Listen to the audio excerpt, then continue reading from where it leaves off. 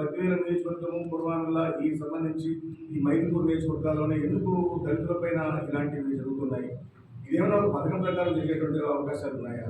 ఎందుకు మరి దళితులే ఎక్కడ చూసినా కూడా మాదిలే ఎక్కువగా చనిపోతున్న పరిస్థితి.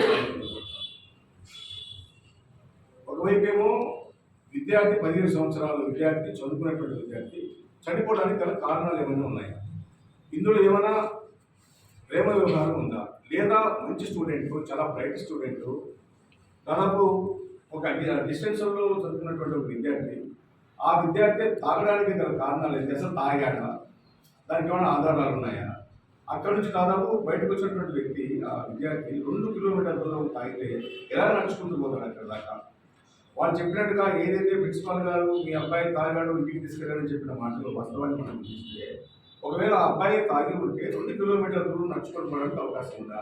అతని దగ్గర ఎలాంటి వాహనాలు లేవు, మరి ఎలా నడుచుకుంటే అక్కడికి వెళ్ళాడు? మొదటి అక్కడికి వెళ్ళిన తర్వాత బట్టలు తీసి బయట పెట్టి ఒకవేళ దాంట్లో దిగే అవకాశం ఉందా? అసలు కూడలే ఆ అబ్బాయిని చంపడం గల కారణం ఎవరు? ఎందుకు చంపారు? ఎలా చంపారు? చంపే ప్రయత్నం చేశారు? దానికి కారణం ఏంటి? మీరు సేకరించిన సమాచారం ఏంటి? టెక్నికల్ ఎవిడెన్స్ ఏంటి?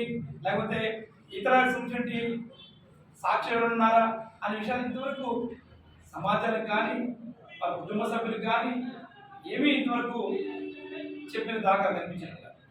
అంతెందుకు, ఈ సంఘటన జరిగినప్పటి నుంచి ఈరోజు వరకు ఎంఆర్పిఎస్ నాయకుల బృందాలు, ఎంఆర్పిఎస్ అనుబంధ సంఘాలకు సంబంధించిన బృందాలు ఇప్పటికీ ఒక 3-4 సార్లు అక్కడికి వెళ్ళి వచ్చారు.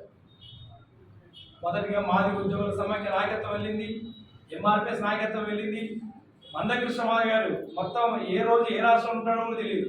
ఆంధ్ర, తెలంగాణ, కర్ణాటక, తమిళనాడు మొత్తం అన్ని రాష్ట్రాల్లో అత్యంత ఈ దేశంలో పేరున్నట్టు ఒక పెద్ద దళిత ఉద్యమ నాయకుడే అక్కడికి వెళ్ళొచ్చాడు. ఈరోజు ఆయన ఆదేశ ప్రకారం జాతీయ రాష్ట్ర స్థాయి నాయకత్వం, ప్రధాన నాయకత్వం వెళ్ళొచ్చింది. మరి ఇన్ని సందర్భాల్లో ఎంఆర్పిఎస్ నాయకత్వం వెళ్తున్నప్పుడు మీరు పోలీసులు ఎందుకు వెళ్ళలేదు అని చెప్పి మేము ప్రశ్నిస్తాం.